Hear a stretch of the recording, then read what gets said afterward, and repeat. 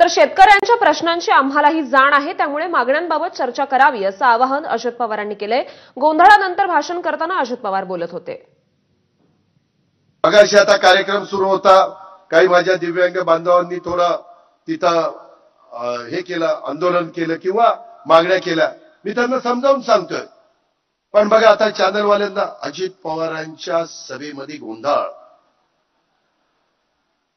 असं का तिथं, त्याच्यामध्ये मी त्यांना म्हणलं काल बाबा मुख्यमंत्र्यांनी स्वतः आमचे सिनियर मिनिस्टर चंद्रशेखर बावनकुळेंना पाठवलं, टीव्हीलाही आलंय, ते दोघं बोलतायत। नंतर मुख्यमंत्र्यांनी पंचकडूच्या फोनवर चर्चा केली, सगळं काही।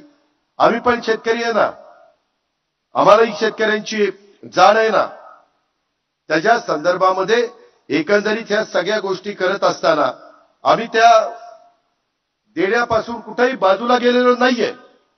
आज लाडक्या बहिणींना 65,000 कोटी रुपये आम्ही देतोय ना, माझ्या 3, 5, 7.5 हॉर्सपॉवरच्या शेतकऱ्यांना, वीज पंप वापरणाऱ्यांना 20,000 कोटी रुपये देतोय। एवढे नाही, त्यांना 45,000 आणि इथं 20,000, 65,000 कोटी हे करतोय आम्ही।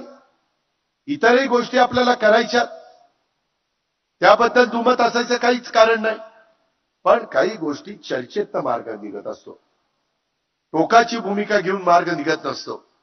थोडंसं समंजस भूमिका घेतली पाहिजे, चर्चा केली पाहिजे, त्याच्यामधले काय त्याचे मागण्या आहेत आणि काय त्याच्यामध्ये आपल्याला पुढे जाता येईल हे करायचंच आहे। ते कसं टप्प्याटप्प्याने करायचं तेही आपण करणार आहोत।